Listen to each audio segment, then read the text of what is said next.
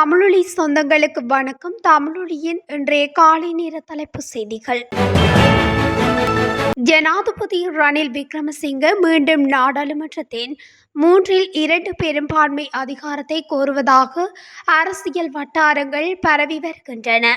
இதன்போது எதிர்வரும் ஜூலை மாதம் சர்வஜன வாக்கெடுப்பு நடத்துவது குறித்து ஆராய்வதற்காக அரசாங்கத்துடன் தொடர்புடையவர்கள் கலந்துரையாடியதாக உள்ளக தகவல்கள் தெரிவிக்கின்றன. இதேவேளை பாத்தரமுலையில் உள்ள பிரபல ஹோட்டல் ஒன்றில் இந்த குழுக்களில் ஒருவருடன் 2 சுற்று பேச்சுவார்த்தை நடத்தப்பட்டுள்ளது. முன்னாள் ஜனாதிபதி ஜெயவர்தன சர்வஜன வாக்கெடுப்பின் மூலம் நாடாளுமன்ற காலத்தை நீடித்திருந்தார். அதேபோன்று சமகால அரசாங்கமும் செயற்பட முடியுமா என சட்ட நிபுணர்களிடம் ஆலோசிக்கப்பட்டு வருகிறது. எனினும் இந்த நடவடிக்கைகளுக்கு சட்ட தடைகள் இருப்பின் மேற்கொள்ள வேண்டிய மாற்று வழிகள் குறித்தும் கலந்துரையாடப்பட்டதாக தெரிவிக்கப்படுகிறது. தென்னிலங்கை சமீபத்தில் உருவாக்கப்பட்ட சர்வஜன அதிகாரம் எனும் அரசியல் கூட்டணியின் முதலாவது மக்கள் கூட்டம் நுகேகுடியில் எதிர்வரும் 18ஆம் தேதி நடைபெறவுள்ளதாக தகவல் வெளியாகியுள்ளது. இதன்படி முதலாவது மக்கள் கூட்டத்தின் போது மேலும் சில தேசியவாத அமைப்புகளும் கட்சிகளும் மேற்படி கூட்டணியுடன் இணையும் என எதிர்பார்க்கப்படுவதாக கூறப்படுகிறது. இதேவேளை மேற்படி கூட்டணியுடன் ஜனாதிபதி தேர்தல் தொடர்பில் சர்வஜன அதிகாரத்தின் நிலைப்பாடும் இதன் போது தெளிவுபடுத்தப்படவுள்ளது. நாடாளுமன்ற உறுப்பினர்களான விமல் வீரவன்ச, உதயகமன்பில, தொழிலதிபர் திலித் ஜெயவீர உள்ளிட்டவர்கள் இந்த கூட்டணியில் இடம்பெற்றுள்ளனர். அதேவேளை சிங்கள தேசியவாத அமைப்புகளும் இணைந்துள்ளன. அத்துடன் முன்னாள் ஜனாதிபதி கோட்டபாய ராஜபக்சவின் வியத்தகமையில் இருந்த உறுப்பினர்களும் இந்த கூட்டணியில் இடம்பெற்றுள்ளதாகவும் தெரிவிக்கப்படுகிறது. இலங்கை சதோச நிறுவனம் சில அத்தியாவசிய பொருட்களின் விலையை குறைக்க தீர்மானித்துள்ளதாக தெரிவித்துள்ளது. இலங்கையில் உள்ள அனைத்து லங்கா சதோச விற்பனை நிலையங்களிலும் நேற்று முதல் புதிய விலையில் இந்த பொருட்களை கொள்வனவு செய்ய முடியும் என தெரிவிக்கப்பட்டுள்ளது.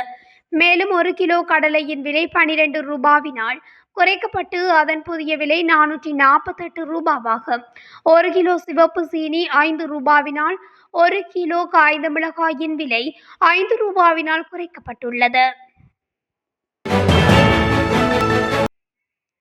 இலங்கைக்கு இறக்குமதி செய்யப்பட்ட 112 சொகுசு வாகனங்களில் லஞ்ச ஊழல் ஆணைக்குழுவினால் கைப்பற்றப்பட்ட 5 வாகனங்களை திருப்பி ஒப்படைக்குமாறு கொழும்பு பிரதான நீதவான் திலின கமகே நேற்று உத்தரவிட்டுள்ளார். லஞ்ச ஊழல் ஆணைக்குழுவினால் உரிய வாகனங்களை நீதிமன்றத்தில் ஆஜர்படுத்திய பின்னர் உதவி சுங்க பணிப்பாளரிடம் ஒப்படைக்குமாறு நீதிமன்றம் உத்தரவிட்டுள்ளது.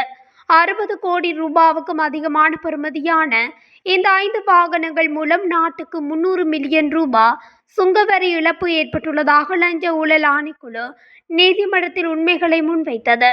குறித்த 5 வாகனங்கள் தொடர்பிலான முழுமையான அறிக்கையை நீதிமன்றில் தாக்கல் செய்யுமாறு நீதவான் சுங்க பணிப்பாளர் நாயகத்திற்கு உத்தரவிட்டுள்ளார். நாட்டில் ஏற்பட்ட வெள்ள நிலைமை காரணமாக மீண்டும் முட்டையின் விலை அதிகரித்துள்ளதாக வியாபாரிகள் தெரிவிக்கின்றனர். முட்டையொன்றின் விலை 55 ரூபாய் தொடக்கம் 60 ரூபாய் வரை அதிகரித்துள்ளதாக தெரிவிக்கப்படுகின்றன.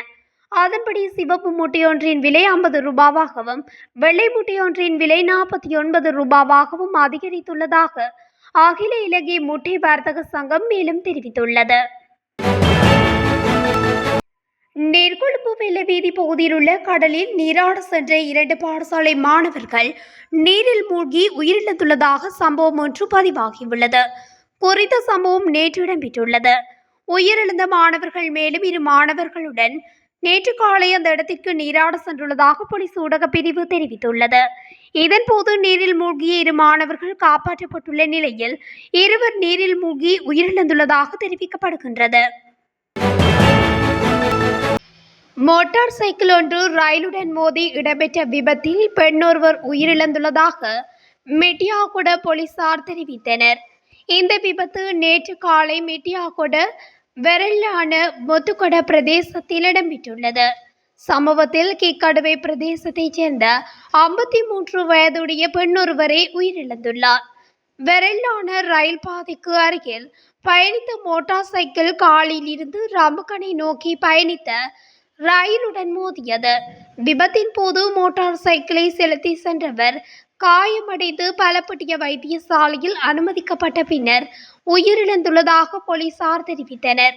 உயிரிழந்தவரது சடலம் பலப்பட்டிய வைத்தியசாலையில் வைக்கப்பட்டுள்ளதுடன் மேலதிக விசாரணைகளை மெட்டியாகுட போலீசார் மேற்கொண்டு வருகின்றனர். இந்திய பிரதமர் நரேந்திர மோடி எதிர்வரும் ஆகஸ்ட் மாதத்தில் இலங்கைக்கு விஜயம் செய்யவுள்ளார் என்று ஜனாதிபதியின் ஆலோசகரும் முன்னாள் நாடாளுமன்ற உறுப்பினருமான ஆசு மாரசிங்க தெரிவித்துள்ளார். இந்திய பிரதமரின் பதவியேற்பு நிகழ்வில் பங்கேற்பதற்காக ஜனாதிபதி ரணில் விக்ரமசிங்கே இந்தியா சென்றிருந்தார். இந்தியா என்பது எமது பெரிய அண்ணன். எனவே அந்நாட்டுடன் நெருக்கமான உறவை பேண வேண்டியது அவசியம். இந்திய பிரதமர் விரைவில் இலங்கை வரவுள்ளார். திகதி விவரம் இன்னும் உறுதியாகவில்லை. ஆகஸ்ட் மாதமளவில் வருவார் என எதிர்பார்க்கின்றோம். ஏனைய அயல் நாடுகளை விடவும் இலங்கை தொடர்பில் இந்தியா கூடுதல் கரிசனையை கொண்டுள்ளது. ஜனாதிபதி ரணில் விக்ரமசிங்கவுக்கு வழங்கப்பட்ட பிரமாண்ட வரவேற்பும் மோடியின் அணுகுமுறையும் இதற்கு சான்றாகும். இலங்கையின் அடுத்த ஜனாதிபதி ரணில் தான் என்பது இந்திய பிரதமர் மோடிக்கும் தெரிந்துள்ளது என அவர் மேலும் தெரிவித்துள்ளார். யாழில் முறையான அனுமதியின்றி உணவுப் பொருளை இறக்குமதி செய்து விற்பனை செய்த குற்றச்சாட்டில் வர்த்தகர் ஒருவருக்கு 12,000 ரூபாய் தண்டம் விதிக்கப்பட்டுள்ளது. தாய்லாந்து நாட்டிலிருந்து முறையான இறக்குமதி அனுமதியின்றி உணவு உற்பத்தி பொருட்களை இறக்குமதி செய்து யாழில் உள்ள பல்பொருள் அங்காடிகளுக்கு நபரொருவர் விற்பனை செய்து வந்துள்ளார். இதனையடுத்து குறித்த நபருக்கு எதிராக மானிப்பாய் பொது சுகாதார பரிசோதகரினால் மல்லாகம் நீதிவான் நீதிமன்றில் நேற்றைய தினம் வழக்கு தொடரப்பட்டது. இந்நிலையில் வழக்கு விசாரணையின் போது சந்தேக நபர் குற்றத்தை ஏற்றுக்கொண்டதை அடுத்து அவரை எச்சரித்த மன்று 12,000 ரூபாய் தண்டம் விதித்துள்ளது. பல்கலைக்கழக கல்விசாரா ஊழியர்களின் சம்பளத்தை இவரிடம் அதிகரிக்க முடியாது என கல்வி அமைச்சு உபவேந்தர்களுக்கு அறிவித்துள்ளது. இதன் அடிப்படையில் சம்பள அதிகரிப்பு கோரி ஊழியர்கள் ஆரம்பித்துள்ள தொழிற்சங்க நடவடிக்கைக்கு இன்றுடன் 43 நாட்கள் ஆரம்பித்துள்ள தொழிற்சங்க நடவடிக்கை பூர்த்தியாகியுள்ளன. இந்த நிலையில் இந்த வேலைநிறுத்த போராட்டத்தால் பல பல்கலைக்கழகங்களின் பணிகள் பாதிக்கப்பட்டுள்ளதுடன் சம்பளத்தில் 15% வரை அறவிடப்படுகின்றமை மற்றும் மாதாந்த கொடுப்பனவு அதிகரிக்கப்படாதமைக்கு எதிர்ப்பு தெரிவித்து பல்கலைக்கழக கல்விசாரா ஊழியர்கள் பணி பகிஷ்கரிப்பினை முன்னெடுத்துள்ளனர். பல்கலைக்கழக கல்விசாரா ஊழியர்கள் ஆரம்பித்துள்ள இந்த தொடர் பணி பகிஷ்கரிப்பு போராட்டம் காரணமாக 17 அரசு பல்கலைக்கழகங்கள் மற்றும் 17 உயர்கல்வி நிறுவனங்களின் செயற்பாடுகள் பாதிக்கப்பட்டுள்ளன. இதன் காரணமாக இலங்கையின் பல்கலைக்கழக கட்டமைப்பில் உள்ளக மற்றும் வெளிவாரியாக கல்வி கேட்கும் சுமார் 2 லட்சம் மாணவர்கள் நெருக்கடியை எதிர்நோக்கியுள்ளமை குறிப்பிடத்தக்கது. கிளிநொச்சி வட்டக்கச்சி கட்சன் வீதியில் நாட்டு துப்பாக்கியுடன் ஒருவர் கைது செய்யப்பட்டுள்ளார். குறித்த கைது நடவடிக்கை நேற்று இடம்பெற்றுள்ளது. கிளிநொச்சி வட்டக்கச்சி கட்சன் வீதி பகுதியில் பொதுமக்கள் வழங்கிய தகவலை அடுத்து போலீசார் மேற்கொண்ட சுற்றி வளைப்பில் குறித்த கைது நடவடிக்கை இடம்பெற்றுள்ளது. மேலும் கைது செய்யப்பட்ட சந்தேக நபரையும் சான்று பொருளையும் நீதிமன்றத்தில் முன்னிலைப்படுத்துவதற்கான நடவடிக்கைகளை போலீசார் முன்னெடுத்துள்ளனர். முன்னாள் சுகாதார அமைச்சர் ஹேகலிய ராம்பக்வெல உள்ளிட்ட 8 பேரை எதிர்வரும் 28ஆம் தேதி வரை விளக்கமறியலில் வைக்குமாறு மாளிகாகந்த நீதிவான் நீதிமன்றம் நேற்று வெள்ளிக்கிழமை உத்தரவிட்டுள்ளது. தரமற்ற இம்யூனோகுளோபுலின் ஊசியை இறக்குமதி செய்தமை தொடர்பில் ஹேகலிய ராம்பக்வெல உள்ளிட்ட 8 பேருக்கு எதிராக நீதிமன்றில் தாக்கல் செய்யப்பட்டுள்ள வழக்கு விசாரணைக்கு எடுத்துக்கொள்ளப்பட்ட போதே இந்த உத்தரவு பிறப்பிக்கப்பட்டுள்ளது. இலங்கையில் உள்ள 7 மாவட்டங்களில் டெங்கு பரவல் அதிகரித்துள்ளதாக சுகாதார திணைக்களம் தெரிவித்துள்ளது. அதன்படி கொழும்பு, கம்பகா, களுத்துறை, யாழ்ப்பாணம், காலி, கண்டி மற்றும் குருநாகல் ஆகிய மாவட்டங்களே அடையாளம் காணப்பட்டுள்ளன. அத்துடன் இந்த வருடத்தில் இதுவரை நாட்டில் டெங்கு நோயாளர்களின் எண்ணிக்கை 26,084 ஆக பதிவாகியுள்ளது. இந்நிலையில் மேல் மாகாணத்திலேயே அதிகளவான டெங்கு நோயாளர்கள் பதிவாகியுள்ளதாக சுகாதார திணைக்களம் குறிப்பிட்டுள்ளது.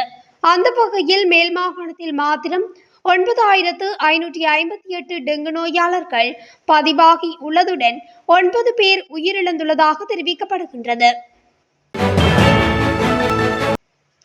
கொழும்பு நோக்கி பயணித்த பேருந்து ஒன்று பாரிய விபத்தில் சிக்கவிருந்த நிலையில் அதனை தடுத்து 40 பயணிகளின் உயிரை காப்பாற்றிய சாரதி தொடர்பில் செய்தி வெளியாகியுள்ளது. இடகுட களத்துறை வீதியில் தனியார் பேருந்து ஒன்று வீதியை விட்டு விலகி பாரிய பள்ளத்தில் விழ முற்பட்ட வேளை சாரதியின் சாமர்த்தியத்தால் விபத்து தடுக்கப்பட்டது. நேற்று காலை களவானையில் இருந்து கொழும்பு நோக்கி பயணித்த பேருந்தே இவ்வாறு காப்பாற்றப்பட்டுள்ளது. வீதியின் ஓரத்தில் இருந்த மதிலை நோக்கி பேருந்தை திருப்பி ஏற்படவிருந்த பாரிய விபத்தை சாரதி தடுத்துள்ளார். வீதியின் மறுபுறமுள்ள பள்ளத்தாக்கு பகுதியில் விபத்து ஏற்பட்டிருந்தால் பல மரணங்கள் ஏற்பட்டிருக்கும் என காவல்துறையினர் தெரிவித்துள்ளனர். குறித்த வீதி சேரும் சகதியுமாக இருப்பதால் பல வாகனங்கள் விபத்தில் சிக்குவதாக அப்பகுதி மக்கள் குறிப்பிட்டுள்ளனர். மட்டக்களப்பு காத்தான்குடியில் வீடு புகுந்துள்ள இளம் பெண் மீது துப்பாக்கி பிரயோகம் மேற்கொண்ட சம்பவம் பரபரப்பை ஏற்படுத்தியுள்ளது. நேற்று முற்பகல் புதிய காத்தான்குடி மீன்பிடி இலக்கா வீதி அகமட் வீதியில் வீடு ஒன்றிலேயே குறித்த துப்பாக்கிச் சூட்டு சம்பவம் ஒன்று இடம்பெற்றுள்ளது. சம்பவத்தில் இளம் பெண் ஒருவர் காயங்களுடன் மட்டக்களப்பு போதனா வைத்தியசாலையில் அனுமதிக்கப்பட்டுள்ளதாக போலீசார் குறிப்பிட்டுள்ளனர். பெண்ணின் வீட்டுக்கு வந்த நபர் ஒருவர் பெண்ணை துப்பாக்கியினால் தாக்கி துப்பாக்கி பிரயோகம் செய்துவிட்டு தப்பி சென்றுள்ளதாக தெரிவிக்கப்பட்டுள்ளது. சித்திக் சிபானியா வயது 32 என்பவரே இச்சம்பவத்தில் காயமடைந்துள்ளதுடன் இப்பெண்ணின் கணவர் ஆஸ்திரேலியாவில் இருப்பதாகவும் அவர் ஒரு மௌலவி எனவும் போலீசாரின் ஆரம்பகட்ட விசாரணைகளில் இருந்து தெரிய வந்துள்ளது. இத்துடன் தமிழொலியின் இன்றைய காலை நேர தலைப்பு செய்திகள் நிறைவடைகின்றன. தொடர்ந்தும் செய்திகளை அறிந்து கொள்ள தமிழொலி ஊடகத்துடன் இணைந்திருங்கள். நன்றி.